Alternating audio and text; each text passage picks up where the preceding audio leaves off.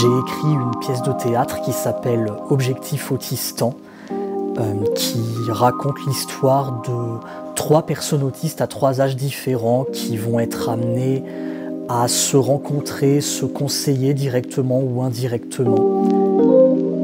L'objectif de mon spectacle, c'est d'inciter les personnes autistes et leurs familles à croire en elles, ce qui pour moi est la chose la plus difficile et donc la plus importante. Imaginez un pays où vivent près de 120 millions de gens atypiques qui pensent autrement, les personnes autistes. Un nom fort exotique a d'ailleurs été trouvé par Joseph Chovanec, un philosophe passionné de voyage, l'autistan.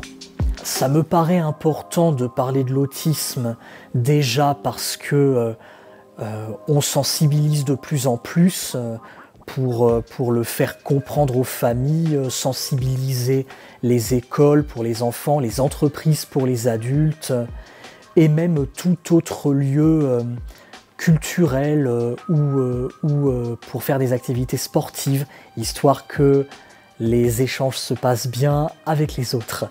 Et puis, il m'a surtout tenu à cœur de délivrer un message plus positif que j'ai pu le voir ailleurs. Il y a beaucoup de gens qui dénoncent sans arrêt les carences de l'État parce qu'il n'y a pas beaucoup de place dans les écoles, il y a peu d'entreprises qui emploient des personnes autistes en milieu ordinaire. Et pourtant, on gagne toujours à montrer comment on le vit sans jugement pour donner envie aux gens de nous faire venir. C'est ma conviction personnelle.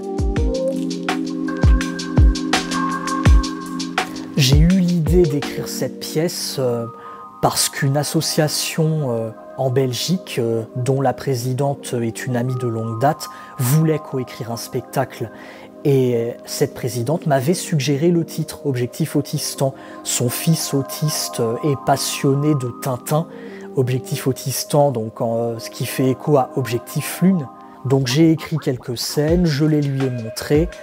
Elle a aimé et m'en a laissé la paternité. Et depuis, je l'ai travaillé au compte-gouttes, avec le peu de temps dont je disposais, puisque je travaillais et faisais une thèse à côté. Et en faisant ma thèse, j'ai gardé le plein temps pour mon emploi de traducteur, parce que j'avais quand même un appartement, j'avais des courses, un loyer à payer, entre autres. Et puis j'avais une gestion du temps à mon travail, comme mes collègues, qui me permettait de m'organiser comme je le voulais. Et donc d'aller suivre des cours le temps d'une demi-journée de récupération. Sébastien Castro, mon metteur en scène ici au théâtre El Duende, il est papa d'un jeune autiste qui travaille aussi un spectacle sur le sujet à l'heure actuelle. Et donc, en lui-même un pied dans l'autistan, il a tenu à m'épauler dans ce projet. Du coup, ça fait presque 1 an et demi que j'ai des représentations. J'en ai eu 6 jusque-là, 4 au Duende et 2 ailleurs qu'à Paris.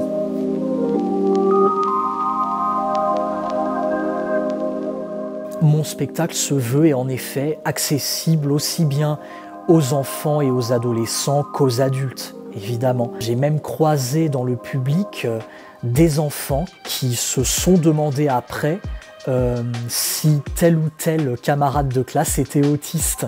Des enfants qui ont des manières qui laissent à penser que l'enfant peut être autiste. Par exemple, battre des mains comme les ailes d'un oiseau, ce qu'on appelle le flapping, ou encore donner l'impression de regarder dans la lune, être un petit peu dans les vapes, ou s'isoler dans un coin pendant la récréation, ou quand on déjeune à la cantine. Il y a de tout en fait.